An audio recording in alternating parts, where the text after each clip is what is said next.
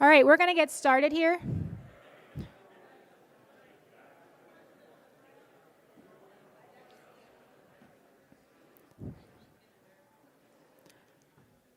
All right.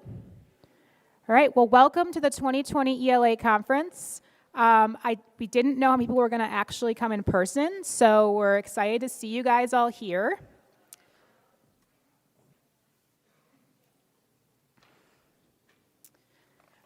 Just so you guys know, you've probably seen the emails that have come out in the last day or two. We do have a live stream that we were able to set up because so many people were not able to attend the conference this year because of coronavirus.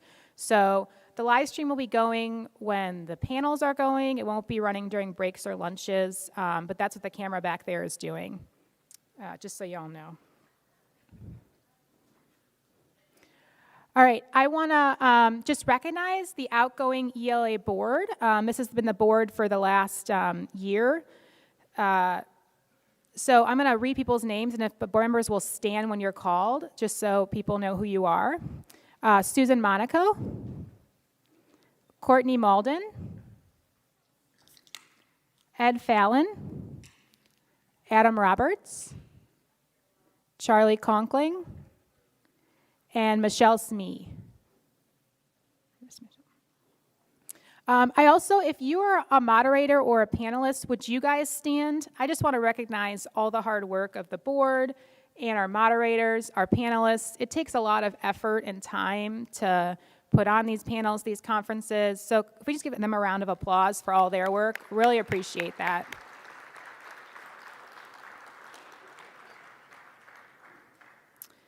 We're also excited to announce our new board. So we had 3 positions open up this year, and they were voted on by our membership community.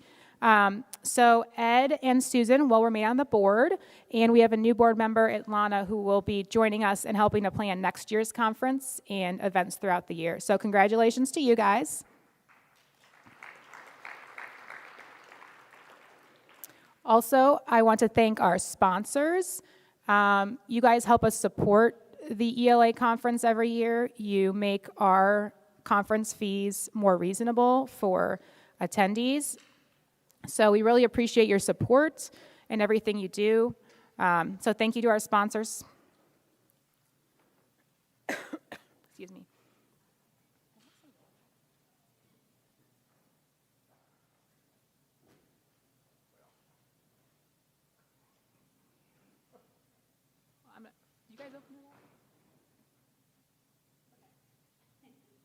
I'll just make it through without water. Okay. Okay, you guys may have seen, we do have an app this year. It's very exciting. So you can download the app from the Google Play Store or Apple Store. So you're just going to search Eastern Lenders or Eastern Lenders Association. It's the title of our app. When you do load and download the app, to log in, you're going to have your own username and password, but you're also going to need to enter the app code just to ensure we don't have random people from wherever downloading the app and accessing it. So that code is ELA 2020. It's ELA in all caps, no space, 2020. I know that was sent out via email as well. You are also able to access via web browser. This is the website. These slides are loaded into the app, so if you need to reference them, they're there. Okay, we do have, Carla, if you'll stand up in this back right corner, she is here from the app provider, so she will be our resource over the next 3 days. If you guys have any technical app questions or anything at all dealing with the app, she is here to help us. She'll be here the whole time, so please feel free to use her. She will either be sitting back here or at a table across the registration desk. You may have seen her earlier when you checked in. All right, since we do have an app, we're going to do a little bit of app school, just so everyone can get familiar, utilize the app to its fullest. So what does our app do? Yeah, I'm sorry, you can't, yeah. Okay, our app has the agenda. The slides are here, you just can't see them. Okay. So the app has our agenda. Oops, sorry. So you can access the app either through the home screen, or there's a drop-down menu in the top left corner that allows you to access the full agenda. We're also going to use the app to send out notifications. You guys may have been receiving some of those. We did get responses last year to our survey, just letting us know that people could not tell when the panels were starting. They couldn't hear things. People were out in the hallway. The push notifications are an attempt to fix that, let people know when things are starting. In order to receive these notifications, you have to enable them.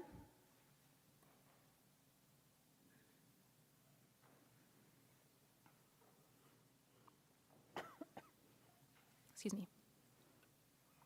So you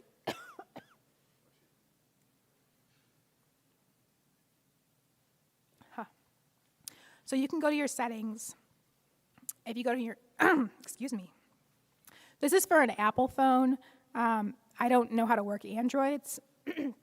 I figure if you have an Android phone, you probably know how to work tech. But under your settings and then notifications, you can select our ELA app and then just toggle on notifications to enable those to be sent to your phone or your Apple Watch, wherever you get your notifications. Okay, we're also going to use the app to ask questions if you'd like. There will also be 2 people with microphones, 1 on each side of the room, so you are welcome to ask questions the old school way, if you prefer that, or you can use our app to ask questions. Those watching virtually on our live stream will be using the app to ask questions because they won't be here, obviously. The questions are totally anonymous. So we, on our end, cannot tell who asked the question. The audience won't be able to tell who asked the question. If it's important to you that we know you asked the question, you can sign your question. Otherwise, it will be totally anonymous. So how do we do this? We're going to go to our agenda. You're going to select the panel that's currently presenting. So for us, it would be the welcoming remarks. This is the headquarters update panel showing here. You're going to select ask a question. You're going to type whatever question you want to ask. You'll also use this to view other questions. So if you select ask a question, you'll be able to see all the questions people have been submitting. They'll show up like this. And if you want a particular question is of interest to you, if you want it to make sure it gets answered, you can click that number. It will get upvoted. And so the ones with the most votes will show up first. So in the event we run out of time and can only ask a limited amount of questions, those with the most upvotes will be asked first. Someone sitting at the front will read the questions as they come in. We're also going to use the app to do some live polling. So you do this the same way. You go into the agenda and the panel that is currently presenting, and you can go into live polling and take part in any polls that may be presented. So we're going to try this here. If you guys will navigate to the agenda and the welcome remarks panel, and answer the question about where the 2021 conference should be held. We're going to test this out and see if we have a good live poll here.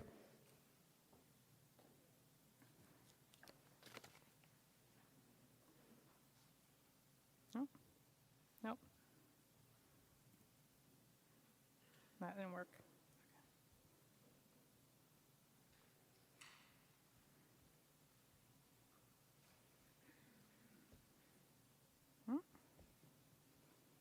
All right. Okay. Huh. Okay. All right. Yeah. No thanks. All right, so success. So this is our, looks like, we don't have all our audience here because everyone's not here, but looks like Baltimore is the favorite. For 2022, because our 2021 dates are already set, March 3rd for the 5th, mark your calendars. So that's how live polling works if it comes up during presentations.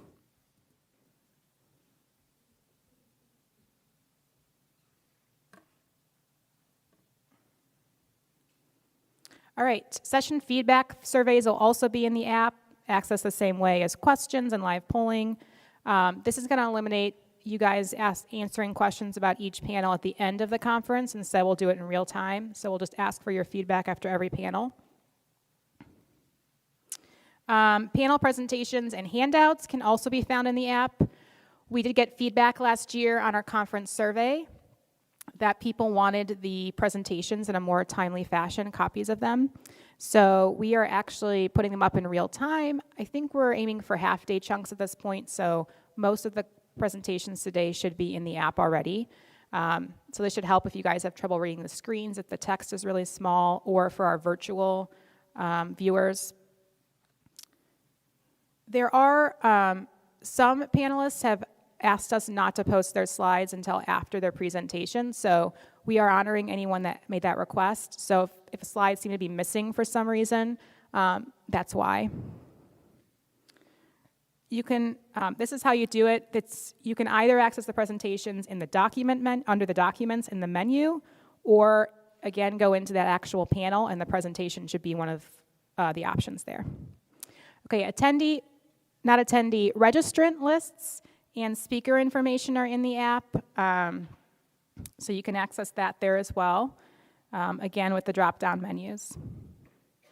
So this year we're embracing the elbow bump. It's the, I guess, new hip thing in light of not shaking hands due to the coronavirus. So encouraging everyone, just if you don't want to shake hands, perfectly fine. You can elbow bump or toe touch or whatever you decide is the best way to greet people. There's also hand sanitizer at the registration desk. There's obviously bathrooms you can wash your hands in nearby, so all available. So with that, we're going to move to our headquarters update panel. I'm just going to introduce our panelists here. So thank you all for joining us. Here we have Lamar Seats. Lamar is the Deputy Secretary for the Office of Multifamily Housing Programs. He has over 25 years in commercial real estate. To my direct left here, we have Pat Burke. She is the Director of Multifamily Production and also has a multitude of experience with 30 years in the industry. We also have Tom Bernasiak, who is the Deputy Director of Multifamily Production. He joined HUD in 2014 as the Director of the Technical Support Division, and prior to that was in the private sector multifamily finance. So a wealth of experience here. We're glad to have you guys. I will hand it over to Lamar to start. Hello. On. Okay. Thank you all for the invitation. As I think I've told each regional group, I know I have, these are the most important meetings we attend each year, and to come interact. Hello? Better? I'll put it down my throat here. But thanks for the invite here. We're glad to be here. We've got a very good crowd. I didn't know what we would see, so you're troopers. Thanks for coming. I want to thank Tom, Pat, myself from headquarters. Scott Gruel is here from headquarters. David Wilderman's here. Bob Iber from Baltimore. So, and then Sheila and Joe made it down from Boston today. So thanks for all y'all coming. I'm going to be fairly brief today. There's some things I do want to say. There's a lot that we have to cover today in a short period of time. Tom and Pat got a number of questions on the 3-year rule, which I don't know if we'll address any of those or some of them in the Q&A session here, but I'll be fairly brief. Let me address the elephant in the room here, COVID-19, and our ongoing operations over the next several weeks or months, whatever it may be. We began contingency planning last week very actively for what could be and probably will be in some locations a telework type of environment, and making sure that our needs and your needs can be met. We've got to be able to carry forth our essential operations and keep the business going. I feel, from where we are right now, I feel very comfortable with that. You look at all the stuff that multifamily does. We've got the Section 8, 202, 811 contracts we have to pay out every month, a little over $1 billion there. asset managed 30,000 assets, properties. We've got certainly on the MAP side, the closing process, underwriting, processing, intake of applications, all of that has to keep going smoothly. And I feel fairly confident we're going to be able to transition, if we have to, into a telework environment and keep the business going. You know, we met, Pat, Tom, and I met yesterday with OGC and just talking about their planning for closings coming up. They have a very good plan in place. They, Tom or Pat may want to address that in depth here. I think we're taking care of their Amy Brown, who is head of OGC for us, reached out to the ABA HUD panel, interacting with those guys, and then we're going to be reaching out to the MBA and one of their groups to make sure everything's coordinated there. So it's you know, it's we're learning as we go. You know, a year ago we were here, and I guess we just ended the 35-day government shutdown, and now we're back here a year later, and we're going through what could be a fairly serious situation, not just with us, but everybody and every business in this country. So my tenure here has been rather darn challenging, Bob. So I think, again, we will keep you guys posted along the way. We will maintain active and transparent communications. You will know where we are and how we will be approaching things. I'm hoping, I did not expect, and I'm hoping that there will not be a systemic shutdown and everyone goes to telework. I expect more on a location-by-location business if dictated. Clearly, New York is not here. They're teleworking through the end of the month. Hopefully, they will be back beginning of April there. So, I think we're pretty good there. Some things I wanted to address. As you're well aware, we finally got the 3-year rule done away with. I think we all aged a few years during that process up here. It's interesting taking things through the process in D.C. and the concurrence process, where we have to get people to agree to what we're doing that have absolutely no idea of what we do. Interesting process, but we made it through, and I think we've got a product that is very saleable in a lot of areas here. First off, you know, I think this is where a big role for our lenders will come into play, probably on the front end here of taking deals in right after completion and stabilization. We're going to see a lot of new borrowers. They're going to be new to HUD. HUD's going to be new to them.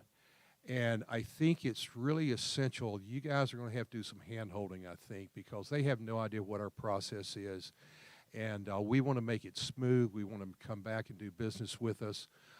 It's incumbent upon you, clearly, to make sure the borrowers that are being brought to us fit what we want. They've got financial strength, they've experience, portfolio, et cetera. And we just want this to go smoothly and have repeat business. So, we now, or you guys now, we guys, I guess, we have an option for our D4 borrowers. One thing I wanted to do, or we wanted to do, was really change the complexion of our portfolio. Right now, 50% of the dollars that we insure each year are construction loans. We do that, as you know, on a non-recourse basis, taking recourse risk. I want to reduce some of that risk, so we now have an option for our traditional D4 borrowers, particularly in the market rate space, that they could go to another financial source, their local bank, regional bank, do the construction, and we can step up and do the takeout. Much more efficient process for them. They clearly avoid Davis-Bacon wages. They avoid our rather harrowing environmental protocol. They can get through the process, come to us a lot quicker, deliver on time. And I think that is a great thing for us. You saw in in our notice that Tom and Pat drafted, there's a 2-year look back that OMB wanted us to take to just look at the blend of the properties coming in under the 3-year rule repeal. and wanting us to maintain a reasonable balance between the affordable and workforce housing that we're financing as well as the market rate. So just a heads up there, we're in the process right now. Affordable is fairly easy to define. We're trying to define really what workforce is.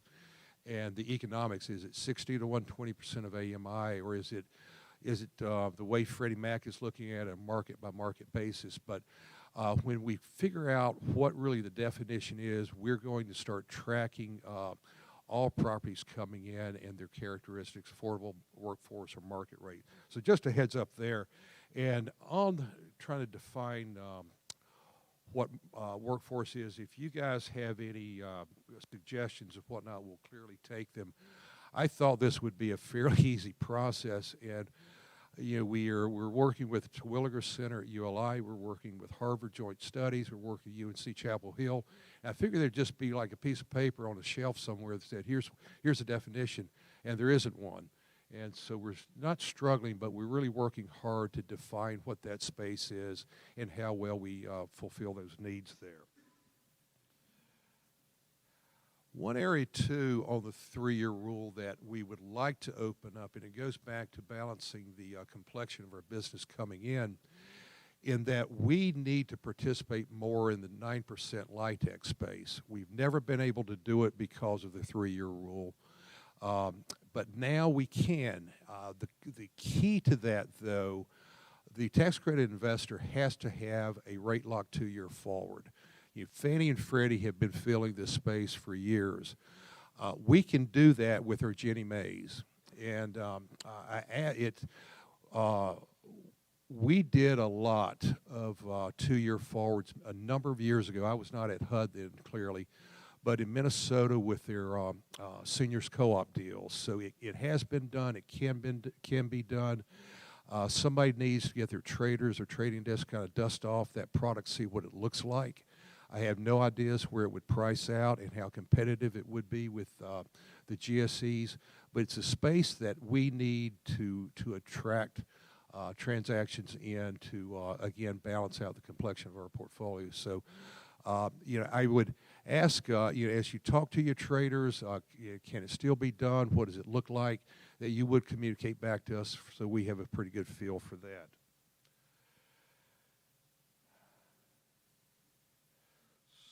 As far as the 3-year rule, that's probably all I've got to address. I think Tom and Pat will take that in much more depth. I want to touch base on how well we're doing in the opportunity zones as well as the LIHTC pilot. Opportunity zones is actually a very, very good story.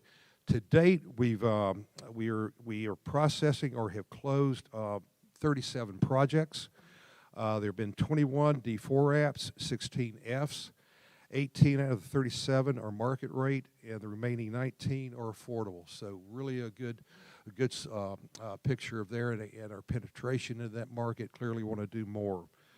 Our LIHTC pilot, we're doing. I don't have the number of deals that we have right now. We've closed 9 for $80 million in volume. And do you have any idea how many we have in process now, Pat or Scott?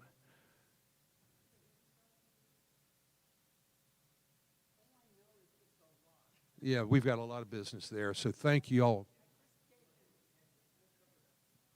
Okay. Great, thank And you. are you in the audience? 11. Okay, great. So very successful there. Thank you for the business there. With that, I see if I've got any more notes here. I'm a little disjointed. I've been on emails till about midnight last night and all morning this morning. So, but anyway, I will turn it over to Pat and Tom right now. Again, thank you as always for your support. We're here to serve you. You're very important to us, and vice versa. And thank you very kindly.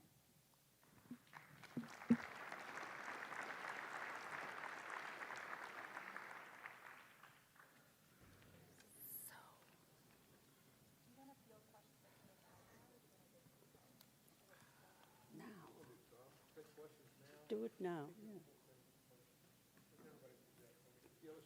We're going we're going to hold questions just until the presentations are over, and then we'll ask all the ones that have come in. I just want to make sure the right arrows. that my notes show up. Oh, you need the notes on there? Yes. There? I don't have, So what? I don't have them with me. That was the idea. Okay, do you want to let Tom go, and I'll go print the slideshow? I think, Tom, do you mind, well, I think I'll wing it. My notes are not showing up on this slide, but that's okay. If I make them show up, they'll show up on the screen, because whatever shows up. Yeah, okay. Anyway, we are glad to be here, as evidenced by the fact that we are here. And even though you know that HUD staff is not susceptible to bribes, these days, a little bottle of hand sanitizer, I don't know, we might just be willing to do anything. So here's our first slide, which is the very typical historical volume. And the only thing that I found interesting from our past few years of volume is that, you know, we went way, way up high during the big recession and then came down to a kind of normal of around 10, 11 billion dollars. But since 2017 and 18 and now 2020 year to date, we seem to be leveling off at around 15 billion. We can't do much with fiscal year 19 because it was an aberration because of the shutdown. So you'll see in slides as we go forward that for the most part we've used percentages. I mean, we can look at what percentage of FY19 was a certain section of the Act. We can't really compare volume to volume. It just doesn't work. So here we are with our percentages by section of the Act. And the only thing that's changed here is the big jump between fiscal 17 and fiscal year 18 in the D4 volume, where we started going up towards 41, 45, and this year to date, we seem to have dropped down a little bit, and to be honest, on the D4 side at least, we think that may drop further, as Lamar just alluded to. There's more news to come on this, which I'll show when I get to the pipeline slide.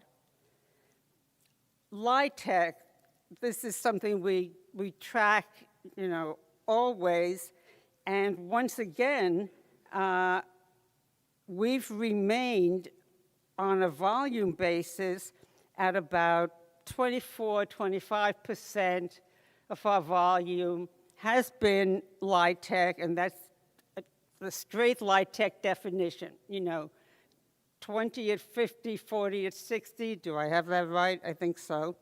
And up a little bit in FY19.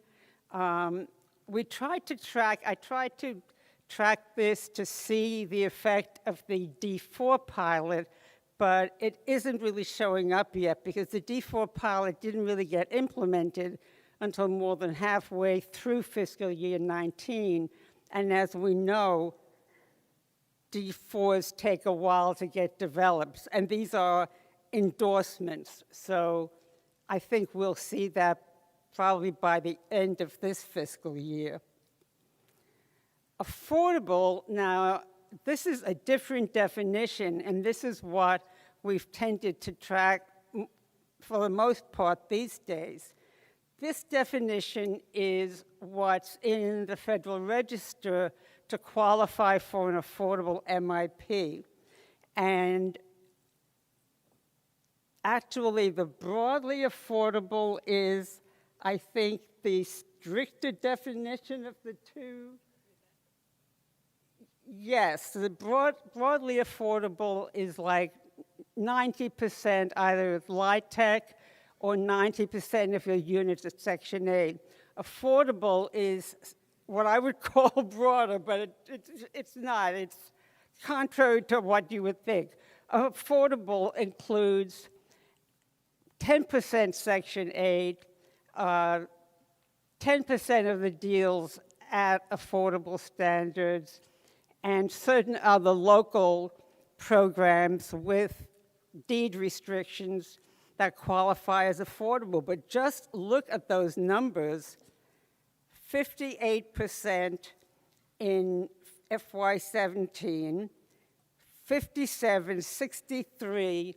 I mean, and these are by deal count, but affordable loans tend to be smaller, especially when you figure in a 9% LIHTC. So by volume, we're at 40 to 45%, and by deal count, we're at 55 to 60, which we are very proud of because this, after all, is our mission.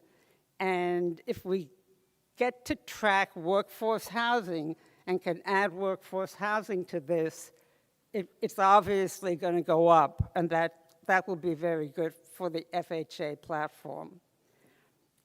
I put this slide in for the Northeast region, so many of which couldn't show up today because of the coronavirus. But once again, in both number of deals and in volume of deals, the Northeast is leading the country. You would expect volume, okay, because they have, high costs and high loan amounts, but the number of deals is right up there as well. So a big shout out to everyone from the Northeast who's here today. You're a great region, and we know you work very, very hard. And thank you from Baltimore for coming, and from Boston. So the pipeline, and this is really interesting, I think. We picked March because that was enough after the shutdown ended that we thought we might have a reasonable pipeline back in calendar year 19. So looking at the pipeline from March 19 and looking at the pipeline today, which was like yesterday, March 10th, 2020, our 223F business in number of applications is up 79%. In volume is up 192%. And what's really interesting is that we first ran these numbers a couple of days before the 223F three-year rule notice was signed. And yes, 223F was up, but not nearly this much. I think it was up, 30% instead of 79 in number, and something much less significant in volume. So in the week between the day that notice was signed and the day we looked at numbers a second time, we have jumped up to these stats, and that is pretty amazing. And I have to give a shout out to my manager and friend, Lamar Seats, who went to the mat to get this notice done, and we could not be more happy. And we really think that all the predictions are going to come true, which is our F business will go up and our construction business will start going down. And looking at both in number and in volume right now, the pipeline is down.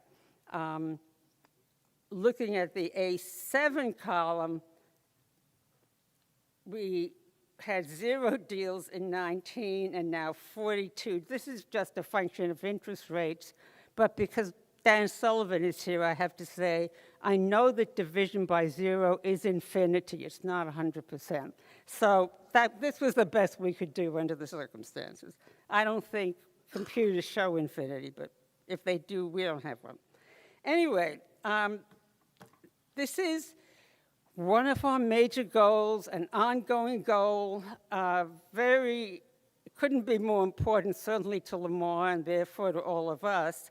And it does show that we've made small but some progress on the median days from application received to issuance of firm.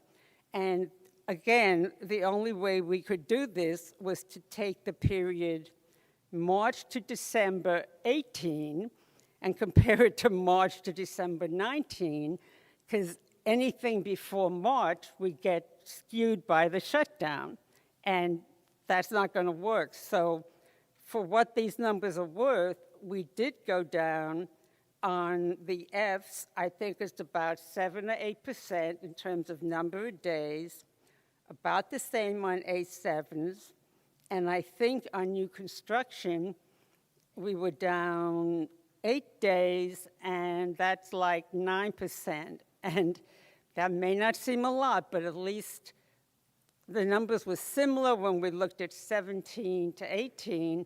So we are very slowly, I know, but we're headed in the right direction, and we're working on this, believe me, all the time. So 2019 progress. These are the things that we feel we were able to accomplish in FY 2019. I'm going to start with the last one being the 3-year rule, which I think took us basically all of 2019 and a lot of brain damage, but that's a big change. Environmental reviews, we have made a number of significant changes which will show up in the MAP guide, which is coming out. Mostly they are incorporating notices that were already put out, such as the normally acceptable deals in a normally unacceptable zone, not having to go to the Assistant Secretary for CPD for approval. We are adjusting who may make the initial contact with the SHPO, and a couple of other things that will come up at a later panel during this conference. But there were also environmental reg changes in the work that OGC is leading, and those really will be significant. The closing process, we had a lot of talks in 2019 with our partners, and they really were partners in this respect from OGC. We had a number of asks, and all of our asks got incorporated into the closing handbook, which was published or developed in OGC shortly before it went into the MAP guide as chapter 19, I think. Yeah, right chapter. And some of those are being able to identify a lawyer shortly after the time the firm commitment is issued, being able to have early contact with a lawyer, sometimes even before the firm, if you can identify a significant issue early, being able to identify a target closing date, and this was very eloquently presented to us by the closing committee of the MBA, and this is just a significant achievement, I think, that will help move us in the right direction. Of course, closing had its conditions.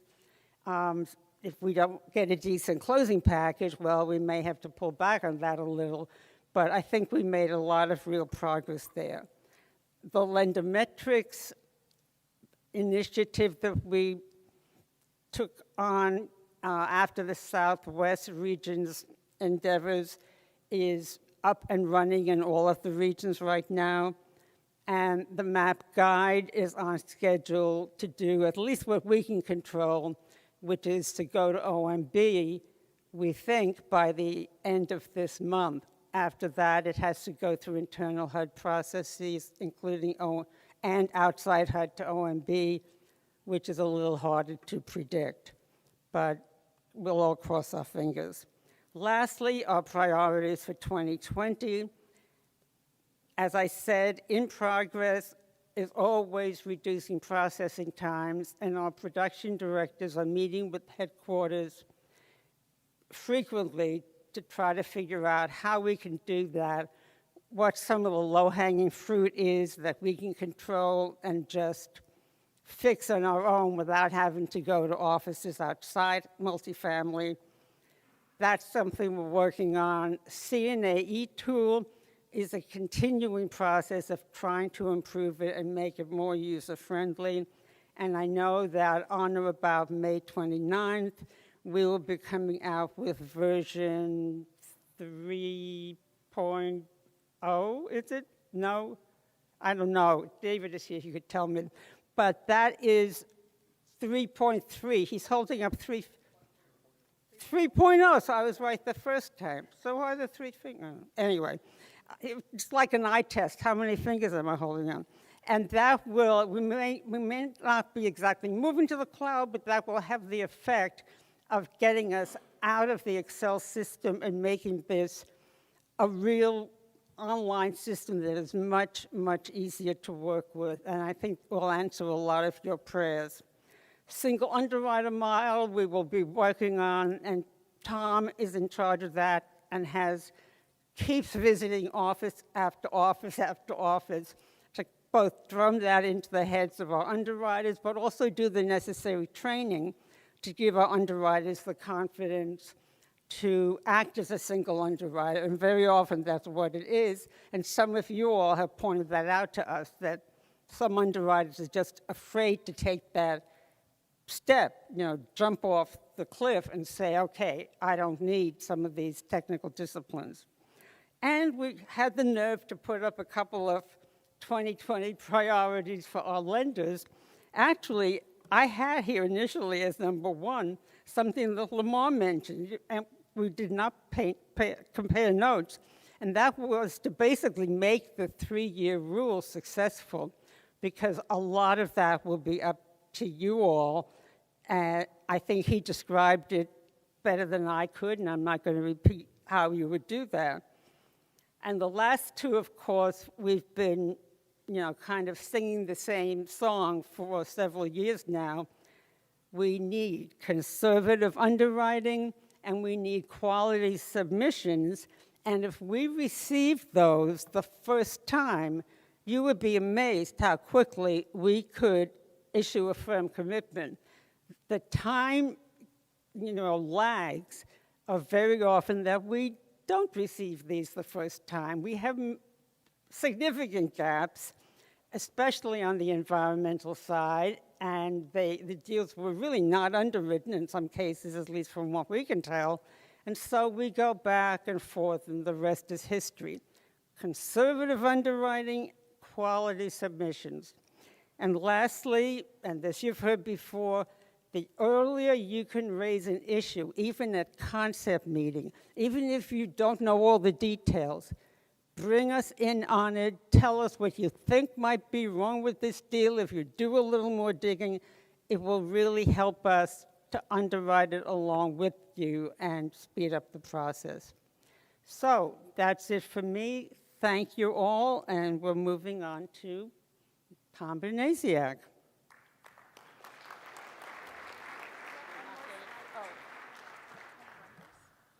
Oh, I forgot the last slide. Oh, I always do this. Our top 20, but it doesn't change all that much. Our top 20 lenders by initial endorsement for 2019, FY19, and it kind of tends to be the same players, especially since Oryx gobbled up everybody whenever they did that a couple of years ago. But thanks very much to these top 20 for all the business that you bring us every year. You keep this platform going. So thank you again. Thank you, Karen, for reminding me. And here's your...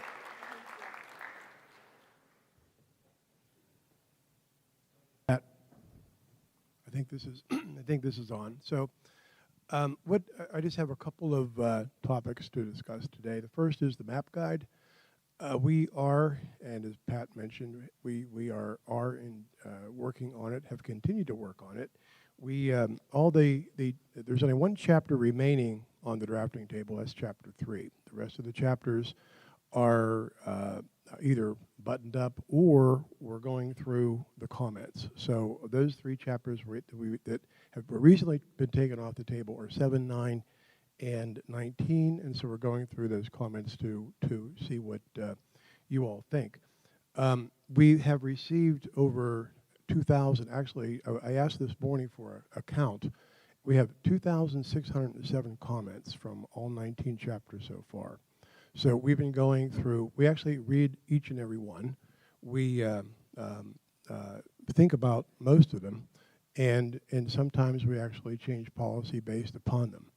There is, it seems like a lot, but a lot of the comments actually are grammar, and I want to a special thank you to Barry for giving us the grammar comments, because I forgot what a dangling participle actually was, and he reminded us that we shouldn't have dangling participles in the map guide. So thank you, Barry Wolfson. The goal here is to, as Pat mentioned, to submit the rest of the chapters to OMB. That's going to be by the end of the month, and we have slipped, I guess, on goals. I know we were first said we were hoping to publish by the end of last year, and then we said, well, maybe the spring of this year, and so now it looks like it's going to be the fall of this year. But there's been a lot of reasons for that, which I won't go into. But some of the things, some of the reasons are just we've continued to redraft. Give you an idea, we drafted and changed Chapter 6 3 times, because the first draft nobody really liked, and the second draft we changed based upon those comments, and so the third draft we think you'll dislike it a lot less. So those are part of the things that we've been going through. I really do want to thank you for the comments. They've been helpful. They have directed our thinking in some ways that we think is going to make the program operate a little bit more sensible, right? A more maybe a common sense way of looking at things, and a common sense way of looking at some of our underwriting issues. So that's been helpful. So you're going to hear from various panelists today. Chapters 6, 7, 9, 14, and 19 all have panels to discuss. So you're looking forward to ask questions on those specific chapters during that time.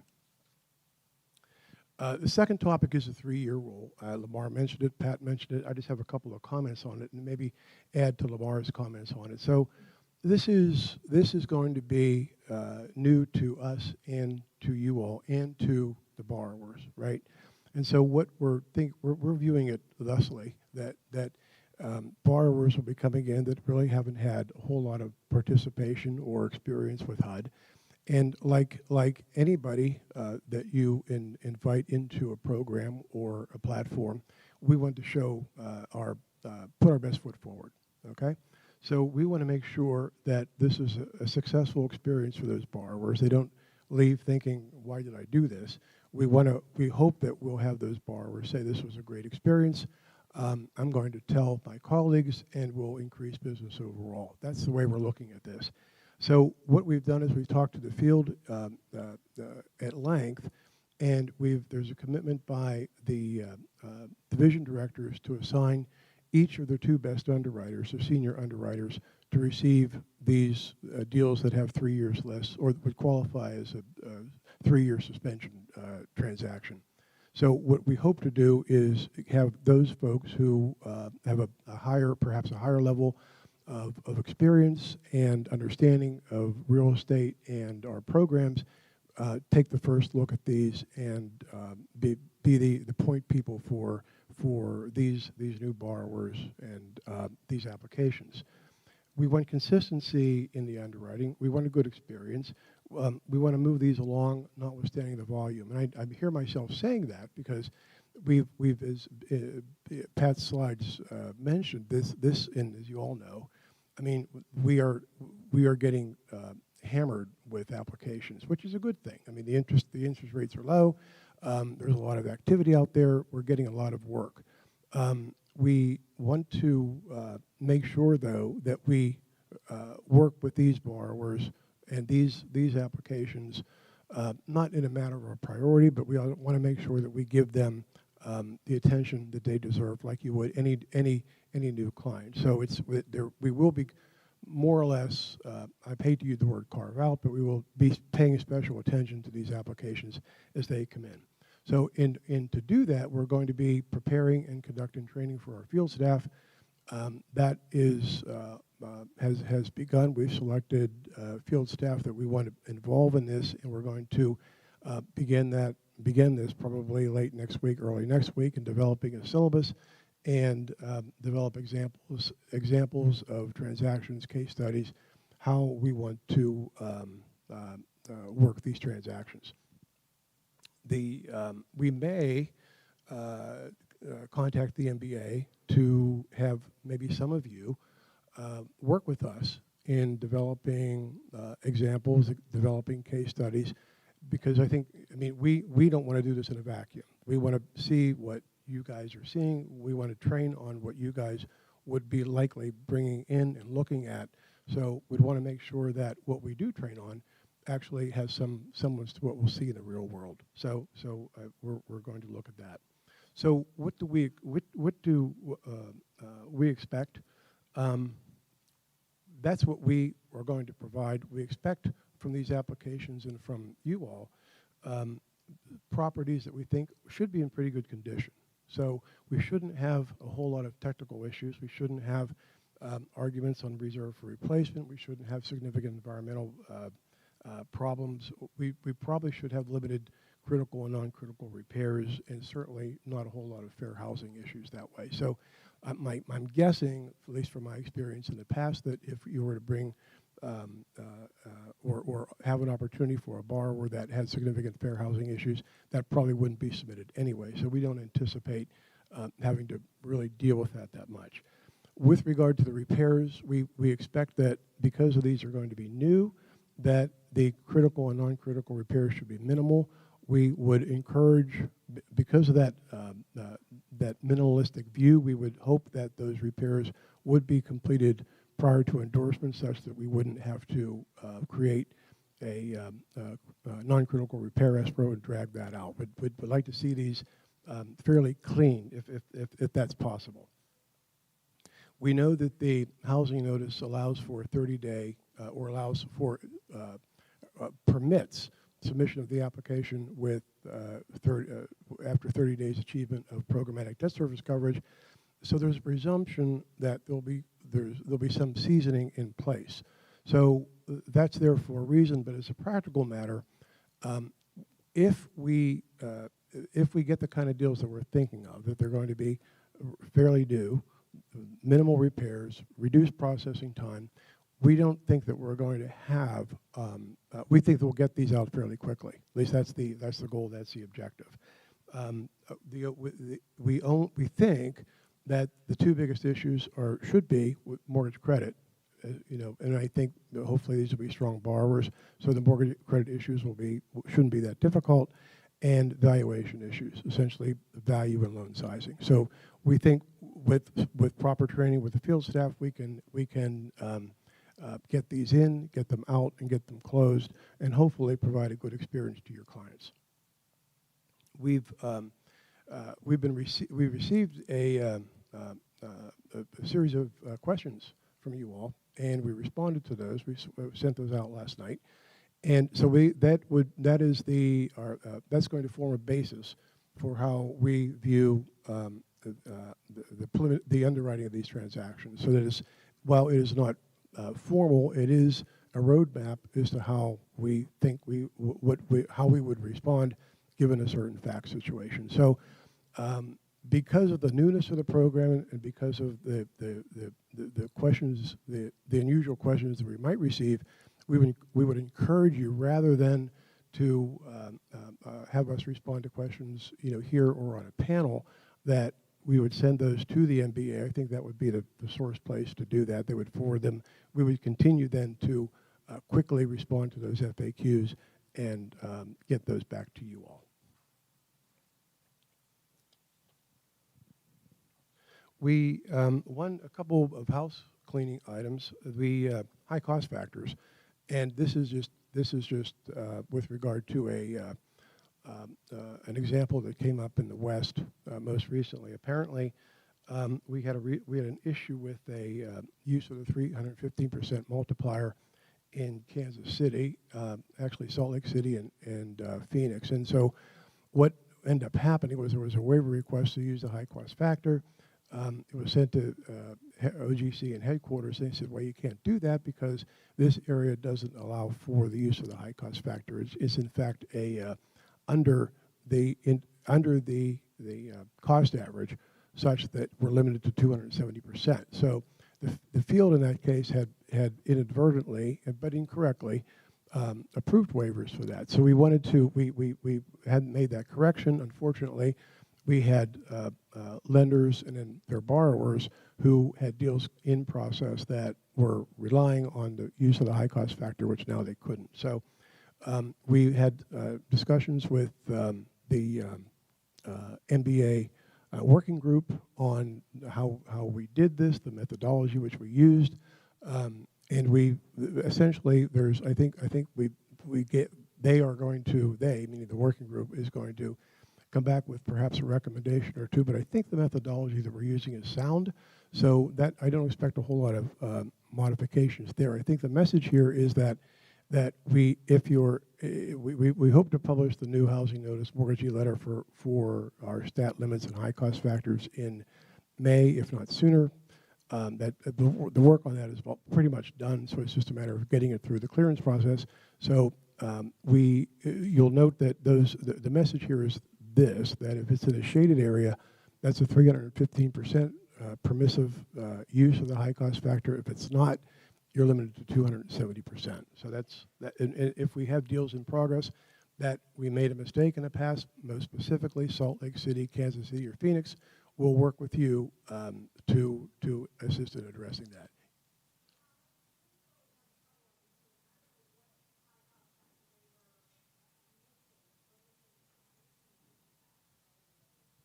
No. This is for the criterion 4.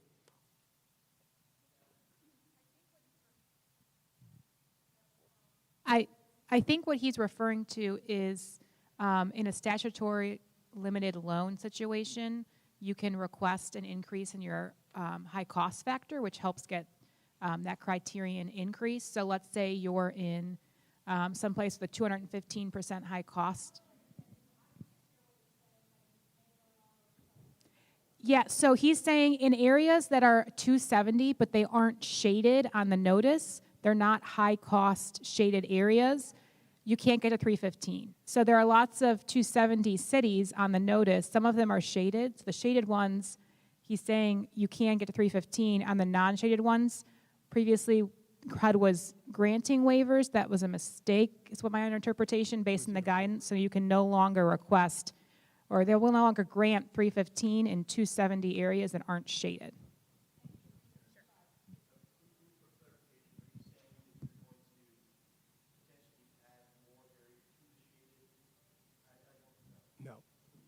Actually, we did the math. The areas for 2019, or actually for 2020, are identical to 2019. There's no real change. Okay, so a couple other things. Training, we discussed the 3-year rule training for the underwriters. We're also going to prepare a leasehold training for our field staff. We're also going to prepare a cost certification training for field staff as well. So those are goals for this year. Subordination agreements. Ken Dureski has been working dutifully on a PRA notice for publication of the revised subordination agreement. This would modify the current 2018 draft, right? So we intend that should be published very soon, I think, Ken. And then this would be the opportunity for both you all and the HFAs to make whatever modifications you think should be made to the agreement, such that we will have one agreement that we all hopefully mostly can use going forward. I think that's it for me. Thank you. Okay, we have a number of questions here that have come through the app, so appreciate that. If you guys want to ask the normal way, you can feel free to raise your hand, and we do have people with microphones, so feel free to do that. I can ask questions. All right, so our top question here, Tom, is regarding cost not attributable on 223Fs. The question says, if HUD wants to replace D4 volume with 223F volume, there's a question about how you guys are going to deal with cost not attributable for 223Fs, particularly in light of the 3-year rule. Well, we're not going to make any real changes to it. I mean, that's essentially Chapter 3 is on the drafting table. We did make some minor modifications, but there's no real change to it. So is CNA allowed on a 223F? Only if it's green or affordable. Okay, and would that require a waiver? Right. Okay. No, well, yeah. Green or affordable. So HUD will contemplate waivers for green or affordable 223Fs to include CNA. Do you have any, and maybe you don't know this because, any idea how you guys are looking at that being calculated? Sometimes we get an F, we don't have the original construction budget, or we aren't the original lenders, so just in calculating that. Right. So there wasn't calculation instructions in the 2016 map guide. We did include that in the 2020 map guide. That's in Chapter 5. For 223Fs? Yeah. Okay, great. All right, our next. What about in the case of cash out deals? Yeah. No. So No, even if it's we're not increasing criterion for loan limits to permit it. so even for a green or affordable deal, if it's cash out, no waiver. All right. Did someone have a? Yeah, in the sizing, you get to use the land value, and I think the current model takes a percentage of the loan to value. And in the past, I understand you could ask for a waiver. Would that be helpful to allow 100? The question relates to, I know in the I think there was an error in the 2016 map guide that we're supposed to calculate the land value in a statutory limited situation. We times it by our loan to value percentage. So he's asking, I know HUD was giving us waivers for that because is a new map guide correct that and allow 100% of land value to be included? It does. It's 100%. That's positive. So the answer is yes, you no longer need to do a waiver that we know HUD will grant, which is great. All right, well, the microphones are being run to people. I'm going to read the next question here that we got through our virtual question machine. There was a question about if there would be lower MIP for workforce housing once that type of housing product is defined.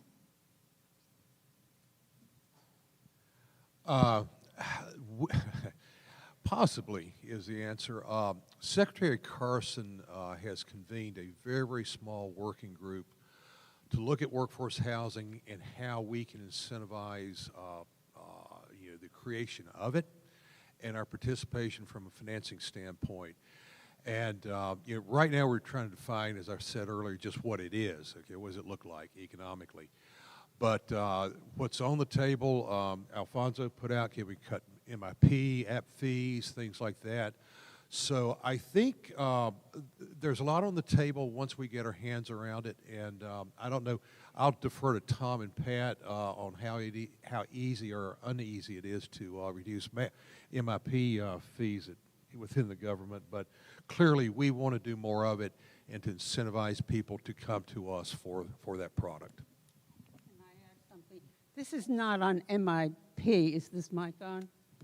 But I forgot to mention in my presentation that we are asking our lenders, because this is such a priority for us, to identify in your applications what income bracket you are targeting. I mean, you usually often do that. I think you identify certain markets or certain types of, social strata.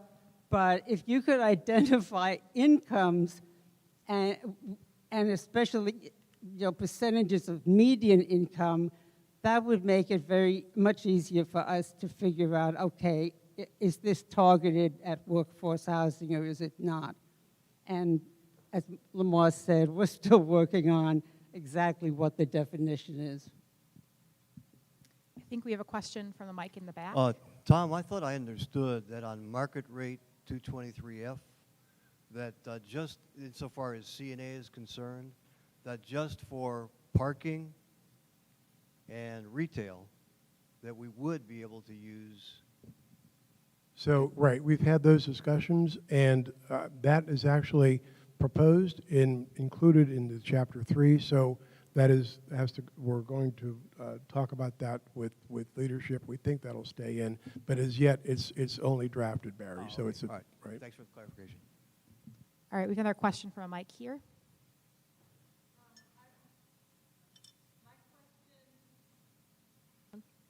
My question has to do with workforce housing, and I worked for a very long time with a state housing finance agency, and I know that all state housing finance agencies have grappled with workforce housing. So I wondered if HUD has considered meeting with the National Council for State Housing Finance Agencies and discuss what they're doing. It's a great suggestion, and the answer is yes, we have considered it. We're very early on in what we're doing. In fact, I missed a meeting today coming here, which is good, thank you. Thank you. But no, absolutely, and we're trying to involve as many stakeholder groups with an expertise in this area to help us kind of navigate and end up in the place where we should be. So the answer is absolutely yes. All right. If someone wants to bring a microphone over here. Well, we have a question. Has HUD considered allowing submissions via email instead of requiring mailing USB drives and hard copies to speed up processing times? Via email instead of USB and hard copies to speed up processing times? Scott says that there's a 10 megabyte limit on HUD's email, so submission is not going to, electronic email submission is not going to work. There's one right here too. Not really. Okay. Okay. So I think the answer is not right now. Hi, Lamar, Pat, and Tom. Sergio Ferreira, Chief Underwriter, Mass Housing. So thank you for the workforce housing throw for NCSHA. We have a 3-year track record with a $100 million workforce housing fund that we established in 2017 and have a lot of history and experience with setting rents and so forth, and would love to help you form a policy nationally. Thank you. Can I say one thing on application submission? In the event that a number of our offices are closed and our people are teleworking, lenders who want to set up lock boxes, we are willing to use those lock boxes as a means of your submitting. Do you mean an like application. Dropbox? Drop boxes. Oh, right. Yeah. Lock box. Well, that's another kind of real estate. Drop boxes. As Scott would know, anything on the internet, I'm going to use the wrong word all the time, every time. Drop boxes. So I understand we can't set them up, but if our lenders do, we're willing to use them. We've run that by OGC.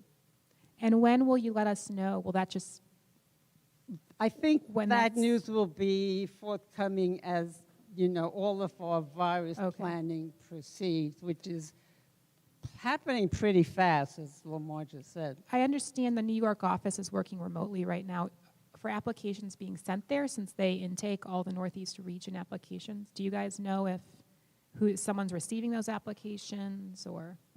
Joe McNeely, are you in the audience? There he is. So could you tell me what the question was? Oh, it's just since the New York office is working remotely for people that send in applications to that office since they typically do the intake, how is that being handled now?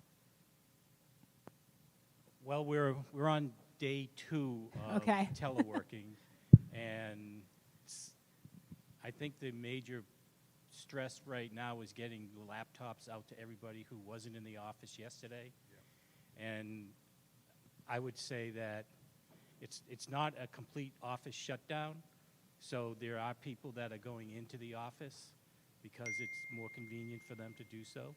and I believe we'll have those people uploading the applications into our SharePoint site. So I don't think there'll be any delay. We'll just have to have someone present and working on that on a day-to-day basis. All right.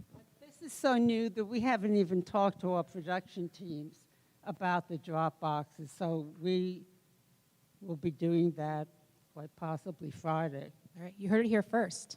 Yeah, can I? Yeah, let me say something. 'Cause Joe just touched on it. You know, when the shutdown a year ago, we were totally shut down. There were only a handful of employees that were allowed to work during that period of time. I think for the entirety of FHA housing, we had around 300 people working. That's out of a staff of, God, probably 4,000 to 5,000 people. So, you know, the inability to get things done was there because we just didn't have the folks in place.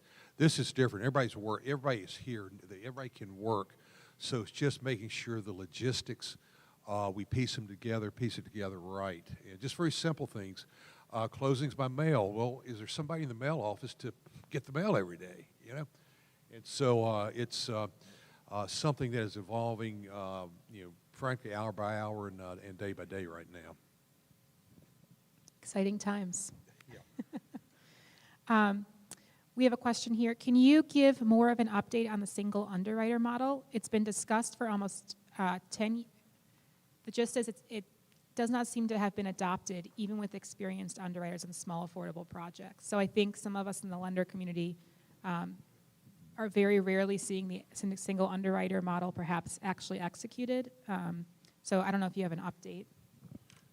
So the update, I'm not sure if it's an update, but what we're trying to do is, one thing is just to reinforce the use of a single underwriter processing applications and reduce the use of tech support to the extent that we can.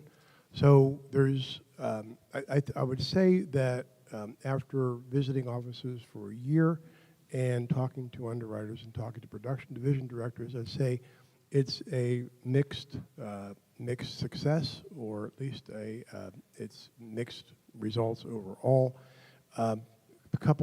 We do have offices that actually employ the single underwriter model.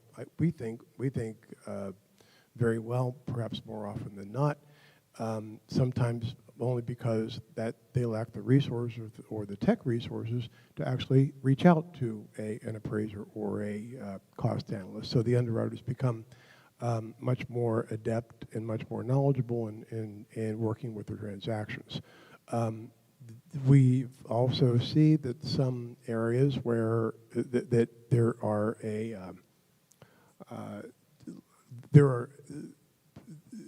there's a lot of tech support, sufficient appraisers, sufficient CAs, that there's a tendency to give those appraisers and those tech staff work, or perhaps they shouldn't. And so that is a function of having staff available. It's a function of, as I think somebody said earlier, that the staff themselves lack real confidence in performing the single underwriter function. One of the things we're doing this year is conducting additional training and additional managerial reinforcement, put it that way, to require that the underwriters actually perform the single underwriter function more often than not, to the extent that they can. Keep in mind that we do have a lot of offices that do a lot of new construction. So, I mean, by definition, we're going to want to see an appraiser, and we're going to want to see a cost analyst review the market, the appraisal, and the plans and specs. So there are limitations of that. That is, I shouldn't say limitations. That's exactly the way the program has been designed. And so our policy has been, where we do have new construction or complex Fs, that we do employ the use of tech staff to assist in the overall underwriting in order that we come to an appropriate conclusion. So I think, to sum up, I think it's a mixed bag. I think that we're making progress. We probably can do better. On the other hand, I think in many offices they're doing actually pretty good. Thanks, Tom. Again, if you have a question in the audience, you're welcome to raise your hand. Yes. So, Tom, just a question on the draft map guide. You had mentioned that Chapter 3 was on the drafting table, so that has been issued for comment now. And then what's the overall timing you said on the map guide?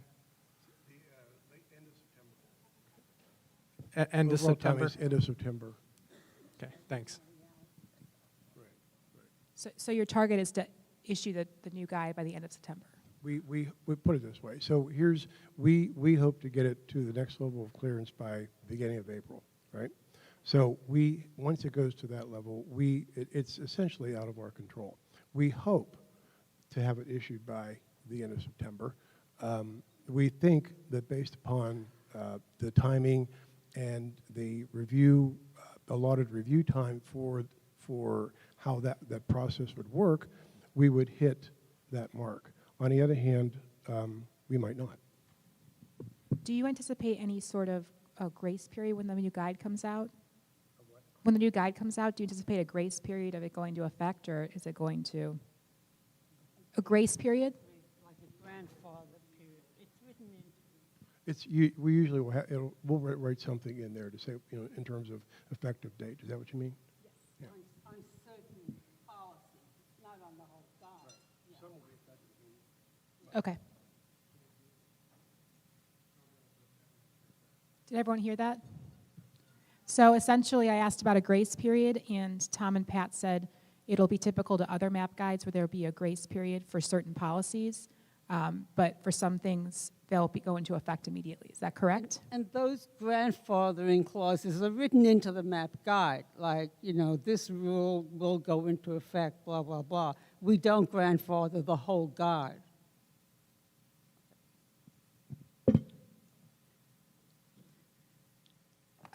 Bob, did you have a question? Oh, okay. All right. There's a question here that says, for newer attorneys, in the room, can you explain the 3-year rule? I'm not sure I quite understand that question.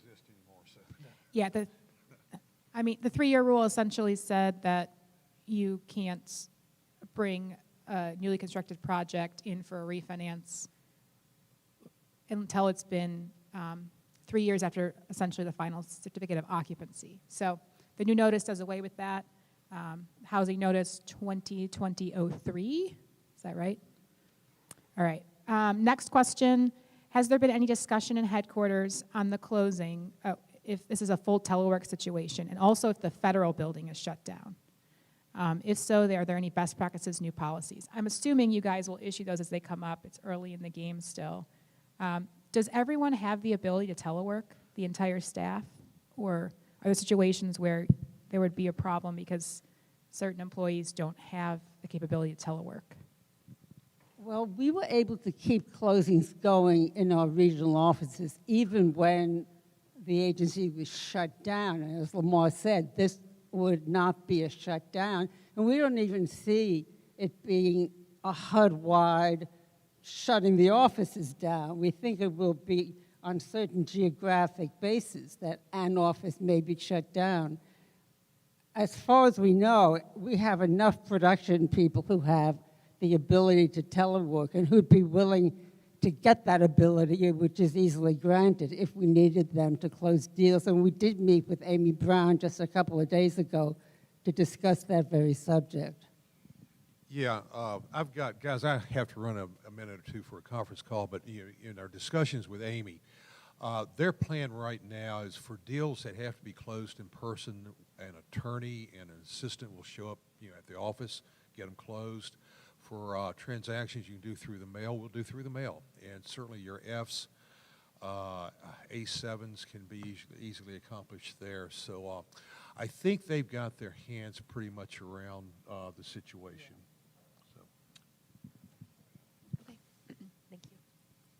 In terms of, I guess we usually call, someone in the office. Is that just, do they just call into their voicemail for trying to reach them when they're teleworking, or? Or email. Okay. So email was the suggestion there. We had a question about when chapters 3 and 4 will be released. It sounds like 3 is out. Did you say anything about 4, Tom? It's on the drafting table. Okay, so 3 and 4 are on the drafting table. Question about, do you think the 3-year rule will decrease the number of D4 applications? Sounded like Lamar said that they were anticipating that, and they were hoping to shift some of the risk onto conventional lenders. Do you guys have any response to that at all? Well, if we look at our pipeline just over the past week, yeah, I would say that it will. But, it's really, it's pretty early to tell. That was our prediction, but let's see what happens.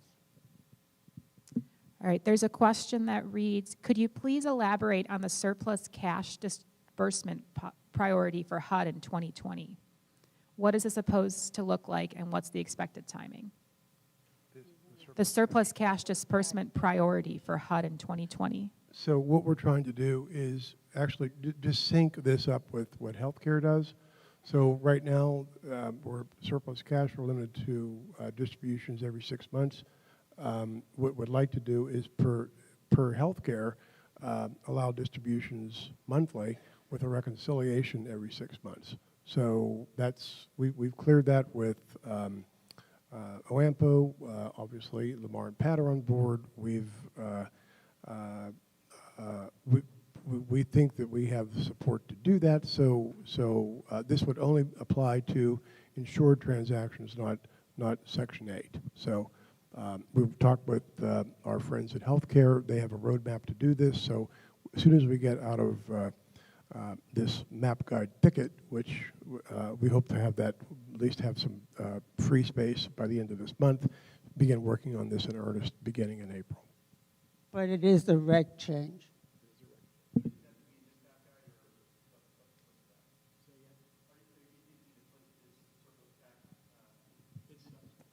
The question is, And it couldn't go into the map guide anyway. It's a reg change. So this would actually modify the reg agreement and so on.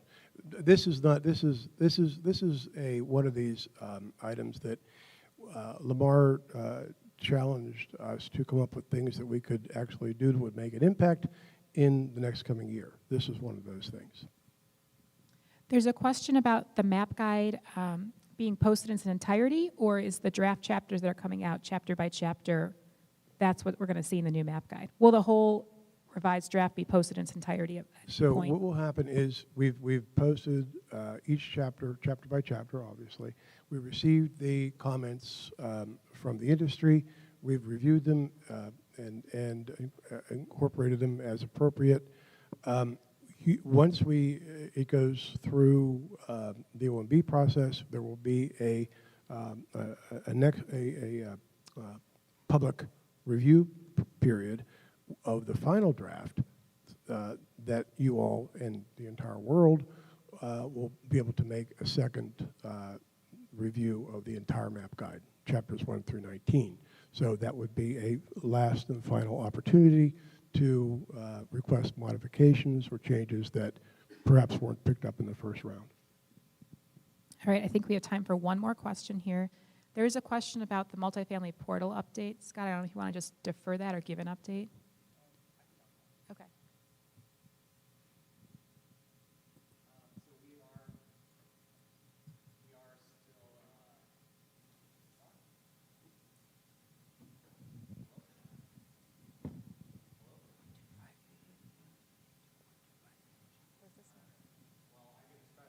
Charlie's got a microphone too. Hello? We are still actively developing our lender portal, and obviously this would help with the issue that we've been talking about where, what are we to do if some of our offices are closed or some of our staff are working remotely. Unfortunately, it's not quite complete yet. It's probably 90–95% built. We're at the end of the current contract that we've been working on, so we are in the process of getting a new contract in place to finish up what remains, do the final testing, And then we will begin communicating with you all and conducting training before it gets rolled out. But we're getting close. We've made a lot of progress, and I do think that once we're at the point where you can see what we've built so far, I do think you'll be very happy, and it will really help us out in terms of being able to receive documents from you directly online. So more to come soon, but we've made a lot of progress. Not until we find out what's happening with this subsequent contract. The So that's question was still about up in the air. target time frame, and the answer was no update. Not yet. Not yet. It's outside of not only multifamily, but housing. Yeah, it's out of our control right now until that decision is made. All right. Well, I want to thank everyone for submitting these questions. I think it's made the panel really dynamic. We're trying to sort of increase engagement to make the panel, the conference a little more interesting. So thank you. Thank you to my panelists. I know Lamar had to step out early, but thank you, Pat and Tom. Thank you.